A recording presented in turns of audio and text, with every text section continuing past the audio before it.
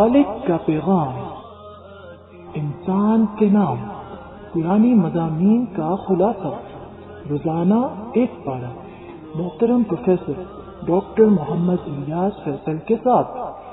الحمدللہ وحدہ والصلاة والسلام علی من لا نبی بعدہ، رب اشرح لی صدری ویسر لی امری واحلل عقدۃ من لسانی یفقہوا قولی۔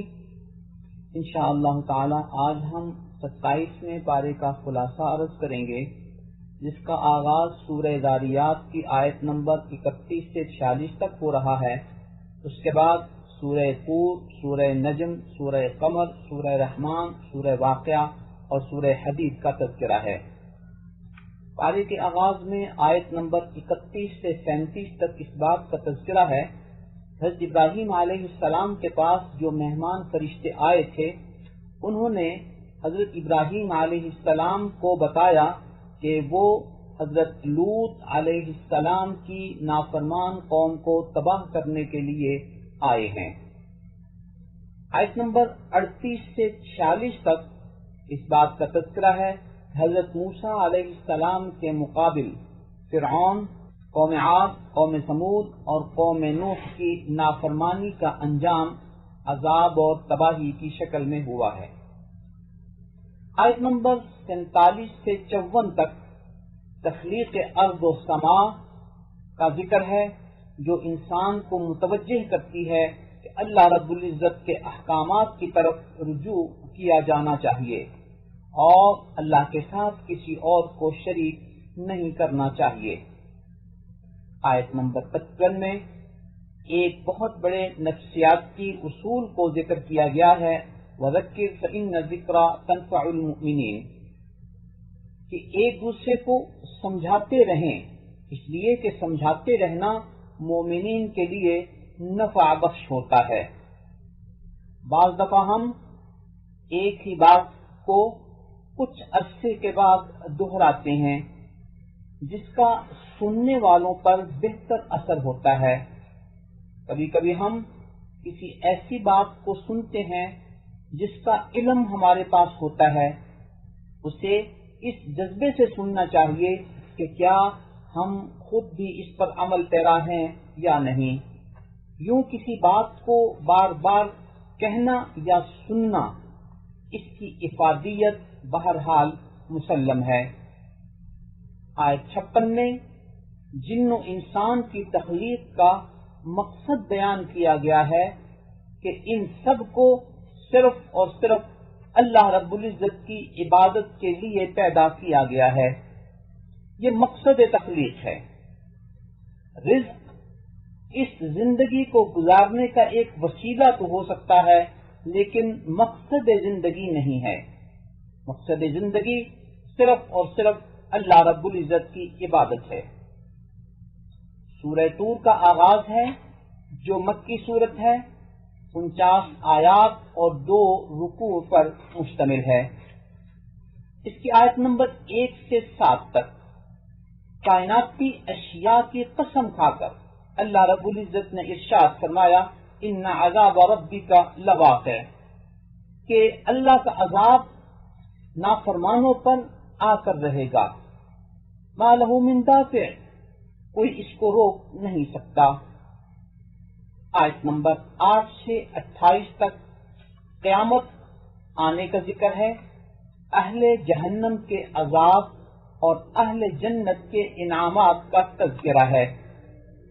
ان آیات میں اس بات کا تذکرہ ہے کہ جہنم کے مستحقین کو کہا جائے گا، اصلوہا، تم اس میں داخل ہو جاؤ، فاصبروا او لا تصبروا، آج تم صبر کرو یا نہ کرو، سواء علیکم، یہ سب تمہارے لیے برابر ہے، انما تجزون ما کنتم تعملون، جو کچھ تم عمل کرتے رہے ہو آج تمہیں اسی کا بدلہ دیا جا رہا ہے۔ جبکہ اہل جنت کے بارے میں اس بات کا تذکرہ ہے کہ جب ان کو اللہ رب العزت کے انعامات مل جائیں گے تو وہ عرض کریں گے، انا کنا من قبل ندعوہ، ہم اللہ رب العزت سے انہی انعامات کی دعائیں مانگا کرتے تھے۔ آیت نمبر 29 سے 34 تک اس بات کا تذکرہ ہے کہ نبی اکرم صلی اللہ علیہ وسلم کی دینی دعوت کے جواب میں کفار کا رویہ کیا تھا اور وہ کس قسم کی غلط فہمیاں پیدا کیا کرتے تھے، ان غلط فہمیوں کا ازالہ ہے۔ اللہ فرماتے ہیں کہ میرے نبی پر جو الزامات لگائے جاتے ہیں کہ وہ کاہن ہے، مجنون ہے، شاعر ہے، ہرگز ایسا نہیں ہے۔ وہ قرآن کو خود گھڑ کر یا بنا کر پیش نہیں کرتا۔ اگر پھر بھی تمہیں اس بات پر اصرار ہے کہ وہ خود قرآن بنا کر پیش کرتا ہے تو پھر تم بھی کوئی اس جیسی بات، اس جیسی آیت بنا کر پیش کر دو تاکہ تمہاری یہ بدگمانی کی حقیقت واضح ہو جائے۔ آیت نمبر 34 سے 49 تک اس بات کا تذکرہ ہے کہ انسان کو دعوت فکر دی جا رہی ہے کہ وہ کتنا عاجز و بے بس ہے، اور پھر بھی وہ کبھی کبھی بڑے بڑے بول بولتا ہے۔ کیا اس نے کبھی غور کیا کہ وہ خود ہی پیدا ہوا ہے یا اس نے اپنے آپ کو خود پیدا کیا ہے، یا انسان نے آسمان و زمین کو پیدا کیا ہے، یا اس کے پاس اللہ کے خزانے ہیں؟ عجب نہیں، اور وہ ایک بے بس انسان ہے، تو پھر اسے چاہیے کہ اللہ رب العزت کی طرف رجوع کرے۔ اس کی بے بسی اور بے کسی کا تو یہ عالم ہے کہ اگر اللہ کی طرف سے ان لوگوں پر آسمان سے عذاب کا کوئی ٹکڑا گر رہا ہوتا ہے تو وہ یہ سمجھتے ہیں کہ بادل آئے ہیں اور بارش برسنے والی ہے، لہذا وہ خوش ہو جاتے ہیں۔ یہ ان کی بے بسی و بے کسی کا عالم ہے۔ سورہ نجم کا آغاز ہے جو مکی سورت ہے، 62 آیات اور 3 رکوعوں پر مشتمل ہے۔ اس کے آغاز میں والنجم قسم کھائی گئی ہے اور اسی مناسبت سے اس سورت کا نام ہی سورہ نجم ہے۔ اس سورت کی آیت نمبر 1 میں نبی اکرم صلی اللہ علیہ وسلم کے حق اور سچ ہونے کا تذکرہ ہے، اور اس بات کا تذکرہ کہ آپ پر اللہ رب العزت نے جو وحی نازل کی ہے وہ کسی بھی شک و شبہ سے بالاتر ہے۔ نبی مکرم آقا معظم صلی اللہ علیہ وسلم دینی معاملات میں اللہ کی وحی کے بغیر کچھ اظہار خیال نہیں فرماتے تھے، وہ وحی جلی ہو یا وحی خفی ہو۔ آیت نمبر 19 میں لات و منات اور عزا بتوں کا تذکرہ ہے۔ یہ نام اور ان کی طرف منسوب عبادتیں جو مشرکین نے منسوب کر رکھی ہیں، یہ سب کچھ من گھڑت ہے۔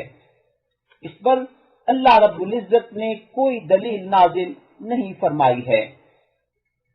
واضح رہے کہ عرب خطے میں لات یہ طائف میں قبیلہ ثقیف کا بت تھا جسے وہ پوجتے تھے۔ عزا قریش کا بت تھا اور منات بنو ہلال کا بت تھا۔ ان کے علاوہ اور بہت سے چھوٹے چھوٹے بت تھے جنہیں اللہ کے علاوہ پوجا جاتا تھا۔ ہمارے پیغمبر صلی اللہ علیہ وسلم جو دعوت توحید لے کر آئے تھے، لا الہ الا اللہ محمد الرسول اللہ، اللہ کے علاوہ اور کوئی معبود نہیں، محمد صلی اللہ علیہ وسلم اللہ کے رسول ہیں، اس کلمے کے روح سے تو کوئی گنجائش ہی نہیں تھی کہ ایسے غیر اللہ کی عبادت کی جائے۔ یہی وجہ ہے کہ فتح مکہ کے بعد نبی اکرم صلی اللہ علیہ وسلم نے ان تمام بتوں پر جو عمارات بنی گئی تھیں انہیں منہدم کرا دیا اور ان بتوں کو تڑوا دیا۔ اسلام کی دعوت توحید میں صرف ایک اللہ ہی معبود برحق ہے، اس کے علاوہ کوئی درخت، کوئی پتھر، کوئی جن، کوئی زندہ یا مردہ انسان اللہ کے علاوہ عبادت کا مستحق نہیں ہے، اور اللہ کے علاوہ ان سب چیزوں کو پوجنا، ان کو سجدے کرنا، ان سے حاجتیں مانگنا اور ان کے نام کی نظر و نیاز دینا، یہ سب شرک ہے۔ مقام افسوس ہے کہ آج کل بعض کلمہ گو حضرات نے بھی ہر شہر اور قصبے میں ایسی درگاہیں اور بارگاہیں بنا رکھی ہیں جہاں یہ سب شرک ہوتا ہے، جہاں غیر اللہ کو سجدے ہوتے ہیں، ان قبر والوں سے دعائیں مانگی جاتی ہیں اور ان کے سامنے نذرانے پیش کیے جاتے ہیں۔ حال ہی میں اسی صورتحال کی بابت تجزیہ کرتے ہوئے کچھ اشعار کہے تھے: کرے غیر گر بت کی پوجا تو کافر، کرے غیر گر بت کی پوجا تو کافر، جو ٹھہرائے بیٹا خدا کا تو کافر، مگر مومنوں پر کشادہ ہیں راہیں، پرستش کریں شوق سے جس کی چاہیں، نہ توحید میں کچھ خلل اس سے آئے، نہ اسلام بگڑے نہ ایمان جائے۔ لہذا حقیقت حال یہی ہے کہ جو شخص بھی اللہ کے ساتھ کسی کو شریک ٹھہراتا ہے وہ مشرک ہے، اللہ رب العزت کے ہاں اس کی کوئی عبادت قبول نہیں، اور اگر وہ اسی حالت میں مر گیا تو ان اللہ لا یغفر ان یشرک بہ، کہ اللہ شرک کے گناہ کو معاف نہیں کرے گا، وَيَغْفِرُ مَا دُونَ ذَلِكَ لِمَن يَشَاءُ، اور اس سے کم جو گناہ ہیں وہ چاہے تو معاف کر دے گا۔ اس سورت کی آخری آیت میں سجدہ تلاوت ہے، جس کو سننے کے بعد ایک سجدہ کیا جاتا ہے۔ نبی مکرم صلی اللہ علیہ وسلم نے ایک مرتبہ یہ سورہ نجم سب کو پڑھ کر سنائی۔ سننے والوں میں مسلمان اور کافر بھی موجود تھے۔ جب سورت کے آخر میں اللہ کے حضور اس سجدے کا ذکر آیا، فَاسْجُدُوا لِلَّهِ، کہ اللہ کے حضور سجدہ کرو، تو تمام مسلمان و کافر اللہ کے حضور سجدہ ریز ہو گئے، سوائے ایک متکبر کافر شخص کے جس نے مٹی کو اٹھا کر اپنے ماتھے کے ساتھ لگا لیا اور کہا کہ میرا اتنا ہی سجدہ کافی ہے۔ روایات میں آتا ہے کہ یہ شخص بالآخر کفر کی حالت میں مرا۔ سورہ قمر کا آغاز ہے جو مکی صورت ہے، 55 آیات اور 3 رکوعوں پر مشتمل ہے۔ سورت کے آغاز میں وَانشَقَّ الْقَمَرُ، چاند کے 2 ٹکڑے ہونے کا اور انشقاق قمر کا ذکر ہے۔ اس مناسبت سے اس سورت کا نام ہی سورہ قمر ہے۔ شق قمر کا معنی ہے چاند کا 2 ٹکڑے ہو جانا۔ یہ نبی مکرم صلی اللہ علیہ وسلم کے ان بڑے بڑے معجزات میں سے ایک ہے جن کا تذکرہ قرآن کریم میں ہے۔ نبی اکرم صلی اللہ علیہ وسلم مینا میں تھے کہ بعض مسلمان اور کفار مکہ بھی وہی تھے۔ کفار نے آقا مکرم صلی اللہ علیہ وسلم سے اس بات کا مطالبہ کیا کہ آپ اپنی نبوت کی سچائی پر کوئی واضح دلیل اور نشانی اور معجزہ پیش کریں۔ اللہ تعالیٰ کی قدرت سے نبی اکرم صلی اللہ علیہ وسلم نے انہیں چاند کے 2 ٹکڑے کر دکھائے، یہاں تک کہ چاند کا ایک ٹکڑا پہاڑ کی ایک جانب اور چاند کا دوسرا ٹکڑا پہاڑ کی دوسری جانب ہو گیا۔ اتنا واضح معجزہ دیکھ کر بھی کفار کہنے لگے یہ تو آپ نے جادو کیا ہے۔ مغرب کے پروردہ ایک ملحد شخص غامدی صاحب کیونکہ بالعموم معجزات کے منکر ہیں، لہذا انہوں نے اپنی کتاب البیان میں نبی مکرم صلی اللہ علیہ وسلم کے اس عظیم معجزے کی بابت تشکیک پیدا کرنے کی کوشش کی ہے۔ وہ البیان کی جلد 4 صفحہ 82 پر سورہ قمر میں شق القمر کے ذیل میں نقل کرتے ہیں کہ اس طرح کی نشانیوں کے لیے یہ ضروری نہیں کہ رسول نے ان کو اپنے معجزے کے طور پر پیش کیا ہو۔ دوبارہ سنیں، اس طرح کی نشانیوں کے لیے یہ ضروری نہیں کہ رسول نے ان کو اپنے معجزے کے طور پر پیش کیا ہو، جبکہ میں آپ کی خدمت میں صحیح بخاری کی 3 روایات پیش کرتا ہوں جس میں اس بات کی صراحت ہے کہ کفار مکہ نے معجزے کا مطالبہ کیا اور نبی اکرم صلی اللہ علیہ وسلم نے ان کو یہ معجزہ دکھایا۔ صحیح بخاری کے حدیث نمبر 3637 میں ہے، ان اہل مکہ تسألوا رسول اللہ صلی اللہ علیہ وسلم ان یریہم آیۃ فاراہم انشقاق القمر، کہ اہل مکہ نے نبی اکرم صلی اللہ علیہ وسلم سے سوال کیا کہ وہ انہیں کوئی معجزہ دکھائیں، تو آپ صلی اللہ علیہ وسلم نے انہیں چاند کے 2 ٹکڑے کرنے والا معجزہ دکھا دیا۔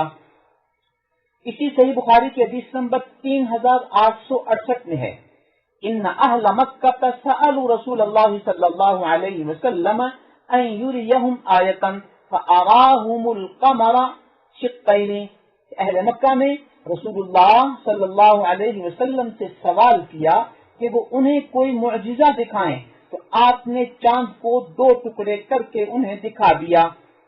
اسی موضوع کی روایت صحیح بخاری کی حدیث نمبر 4867 میں بھی موجود ہے۔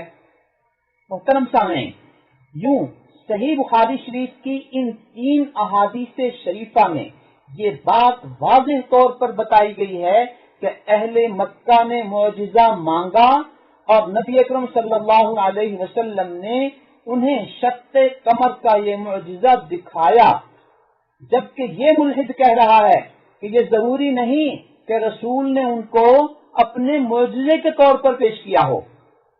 کوئی اس سے پوچھے کہ سورہ قمر کی آیت نمبر 2 کی روح سے پھر کفار نے اس شق القمر کو جادو کیوں کہا؟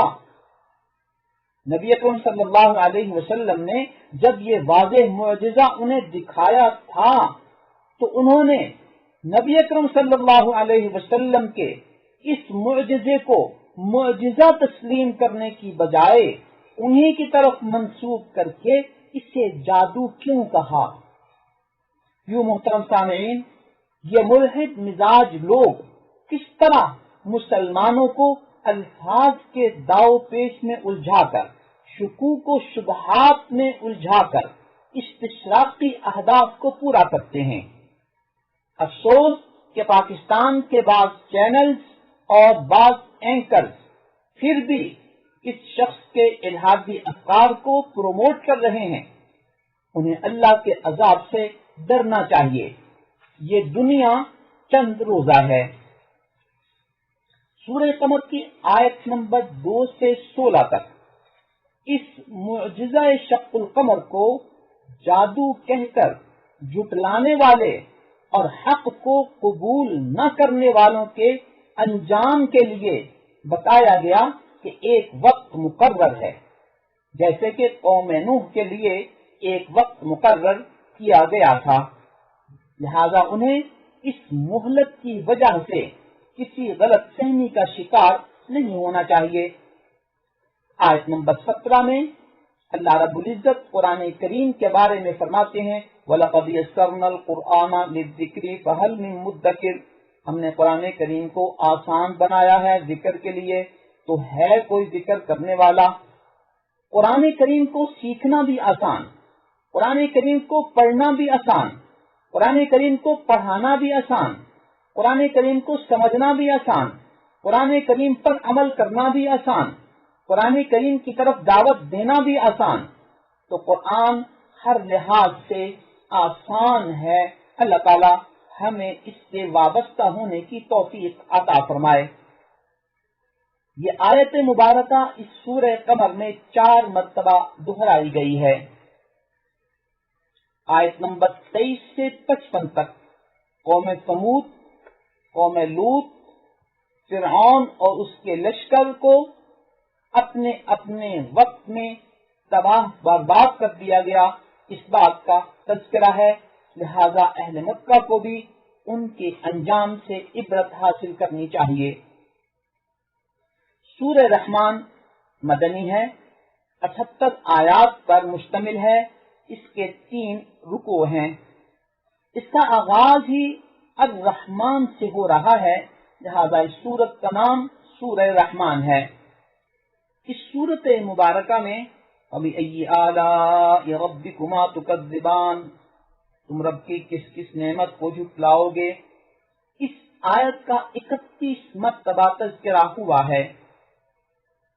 سورہ رحمان کی آیت نمبر 1 سے 9 تک اس بات کا تذکرہ ہے کہ اللہ تعالیٰ نے اپنے انعامات نازل کیے، خاص طور پر قرآن نازل کیا۔ تم ذرا غور تو کرو کہ قرآن تم لوگوں کی باہم گفتگو، سورج، چاند، ستارے، درخت اور آسمانی نظام ایک متوازن سسٹم کے مطابق چلتا ہے۔ اگر اس سسٹم میں توازن نہ ہو تو یہ نظام کامیابی سے نہیں چل سکتا۔ اے بندو، تم بھی ناپ تول کو پورا کیا کرو، توازن سے ناپ تول کیا کرو، اس میں کمی بیشی نہ کیا کرو، وگرنہ تمہارا نظام بھی نہیں چل پائے گا اور تم ناکام ہو جاؤ گے۔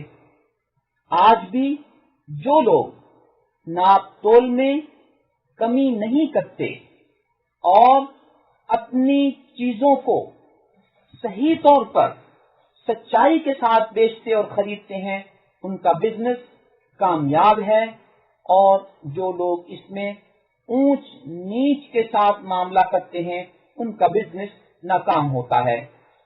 آیت نمبر 10 سے 25 تک زمین میں موجود نعمتوں کا تذکرہ ہے کہ مختلف قسم کے پھل ہیں، جن و انسان کو اس زمین پر پیدا کر کے بھیجا گیا ہے۔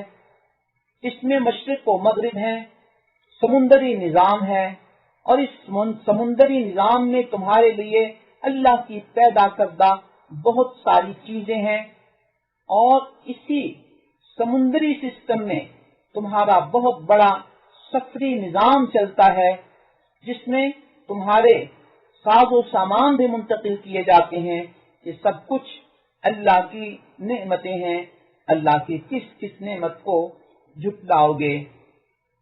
آیت نمبر 26 سے 78 تک اس بات کا تذکرہ ہے کہ زمین پر یہ جو کچھ موجود ہے سب فنا ہو جائے گا اور اللہ کی ذات باقی رہے گی۔ آگے جنت و جہنم کا تذکرہ ہے، اہل جنت کے انعامات اور اہل جہنم کی سختیوں اور عذاب کا تذکرہ ہے۔ سورہ واقعہ مکی ہے، 96 آیات اور 3 رکوعوں پر مشتمل ہے۔ اس کے آغاز میں ہی واقع ہونے والی یعنی قیامت کا تذکرہ ہے، لہذا اس سورت کا نام ہی سورہ واقعہ ہے۔ حضرت عبداللہ ابن مسعود رضی اللہ عنہ سے منقول ہے کہ جو شخص رات کو سورہ واقعہ پڑھ لیتا ہے، اللہ تعالیٰ اسے رزق کی تنگی سے محفوظ رکھیں گے۔ لہذا ہمیں اپنے معمولات میں سورہ واقعہ کا اہتمام کرنا چاہیے۔ آیت نمبر 1 سے 40 تک قیامت کا ذکر ہے، اور اس بات کا تذکرہ ہے کہ کچھ لوگوں کو ان کا نامہ اعمال دائیں ہاتھ میں دیا جائے گا، کچھ لوگوں کو قیامت کے دن ان کا نامہ اعمال بائیں ہاتھ میں دیا جائے گا۔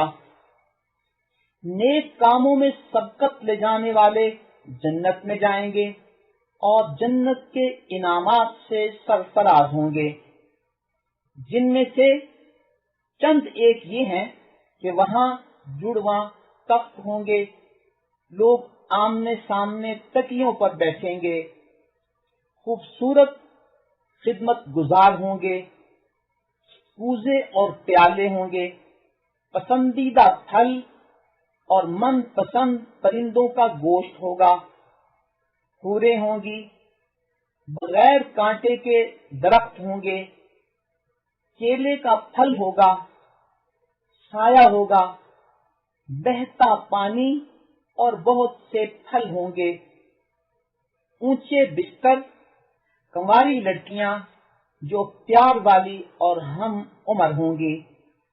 یہ اللہ رب العزت کی وہ چند ایک نعمتیں ہیں جو اہل جنت کو جنت میں عطا فرمائی جائیں گی۔ آیت نمبر 41 سے 56 تک اہل جہنم اور ان کے عذاب کا تذکرہ ہے، جن میں سے چند ایک چیزیں یہ ہیں کہ انہیں تیز بھاپ والا گرم پانی دیا جائے گا، وہاں سخت دھواں ہوگا، کڑوے زقوم کو کھانے کے طور پر دیا جائے گا، ابلتا جلتا پانی ہوگا۔ اللہ رب العزت ہمیں ان تمام سختیوں سے محفوظ فرمائیں اور ہمیں جہنم والے اعمال سے بچا کر جنت والے اعمال کرنے کی توفیق عطا فرمائیں، آمین۔ آیت نمبر 57 سے 74 تک اس بات کا تذکرہ ہے کہ تم غور تو کرو اپنی تخلیق پر اور اس بات پر کہ تمہیں موت آئے گی، تمہاری یہ کھیتیاں، یہ پانی اور جن چیزوں سے تم آگ جلاتے ہو، ان سب چیزوں کو کیا تم نے پیدا کیا ہے یا ہم نے پیدا کیا ہے؟ جب ہم نے پیدا کیا ہے تو پھر اسی خالق کی پاکیزگی بیان کرو جس نے یہ سب کچھ پیدا کیا ہے۔ آیت نمبر 75 سے 80 تک اللہ رب العزت نے قسم کھا کر اہمیت کے طور پر بیان فرمایا کہ قرآن کریم ایک عظیم کتاب ہے، لہذا اسے ہاتھ لگانے کے لیے تمہیں عقیدے کی پاکیزگی اور ظاہری پاکیزگی حاصل کرنی چاہیے۔ سورہ حدید مدنی ہے، 29 آیات اور 4 رکوعوں پر مشتمل ہے۔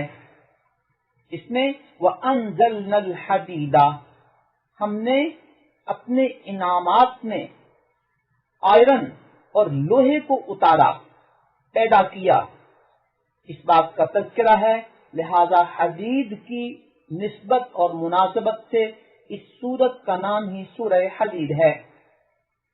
اس سے انسان کو غور کرنا چاہیے کہ لوہا، آئرن اللہ کی کتنی بڑی نعمت قرار دی گئی، گویا اس پہ اگر غور کیا جائے تو اس سے کیا کچھ بن سکتا ہے کہ اللہ نے اسے اتنی بڑی نعمت قرار دیا، لہذا اسے تحقیق و ریسرچ میں آگے بڑھتے ہوئے اس لوہے سے وہ سب کچھ بنانا چاہیے جو اس سے بن سکتا ہے۔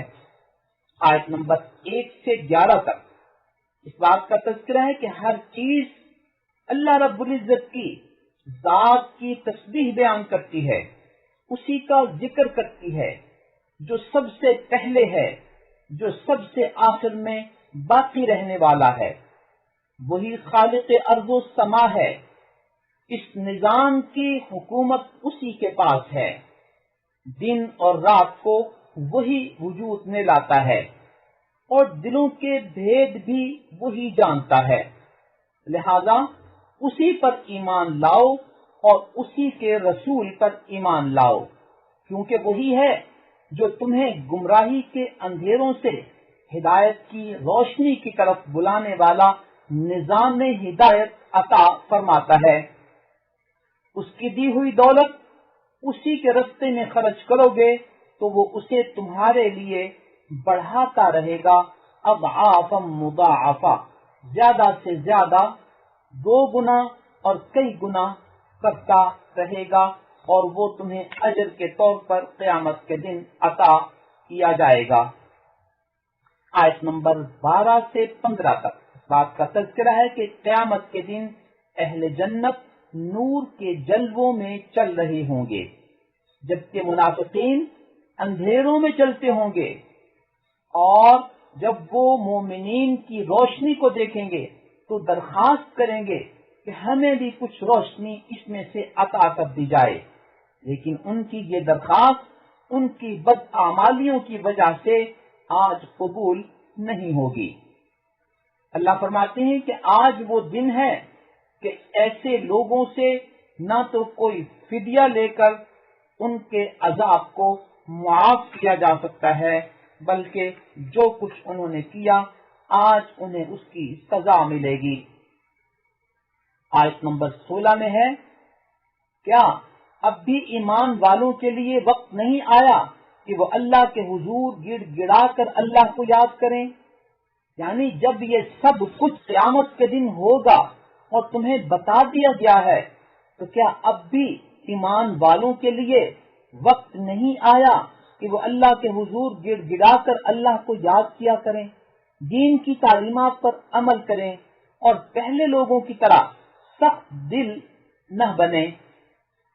حضرت فضیل بن عیاض کی بابت آتا ہے کہ وہ کہیں چوری ڈکیتی کے لیے جا رہے تھے کہ رستے میں کسی کو یہ آیت تلاوت کرتے ہوئے سنا، أَلَمْ يَأْنِ لِلَّذِينَ آمَنُوا أَن تَخْشَعَ قُلُوبُهُمْ لِذِكْرِ اللَّهِ، کیا اب بھی ایمان والوں کے لیے وقت نہیں آیا کہ وہ اللہ کے حضور گڑ گڑا کر اللہ کو یاد کریں؟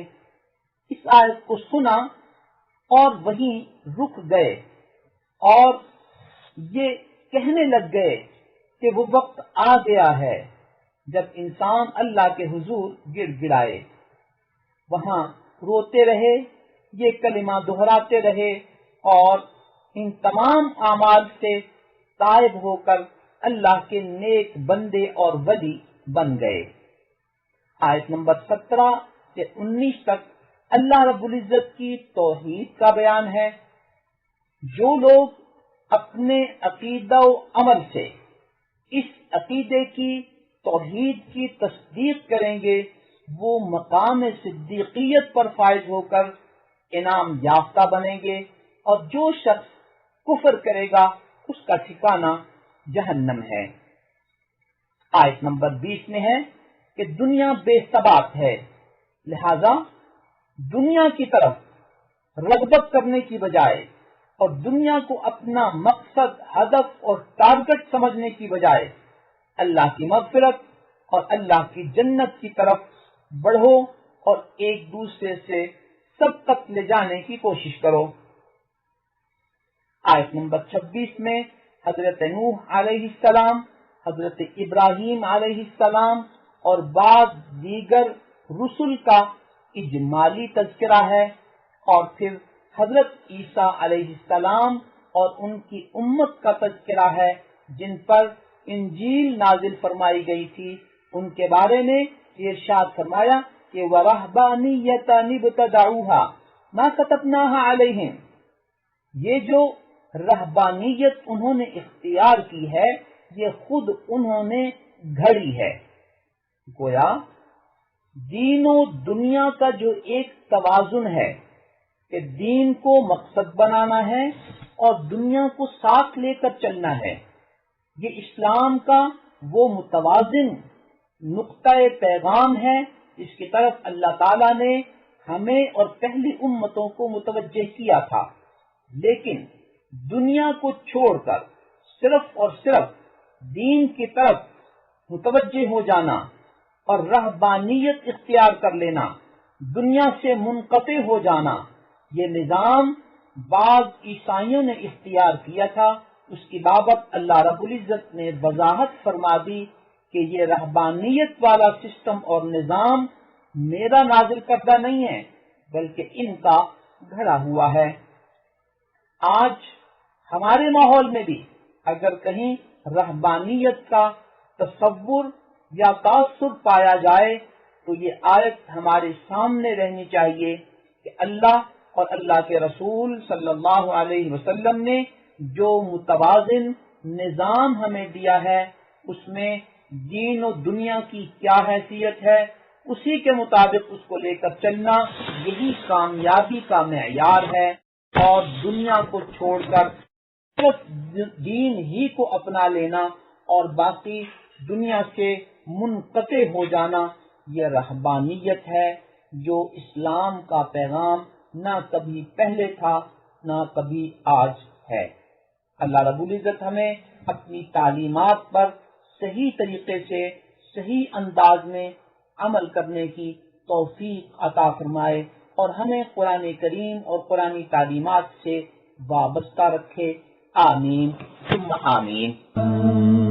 نظروا للطيبة ونور طه يسطعون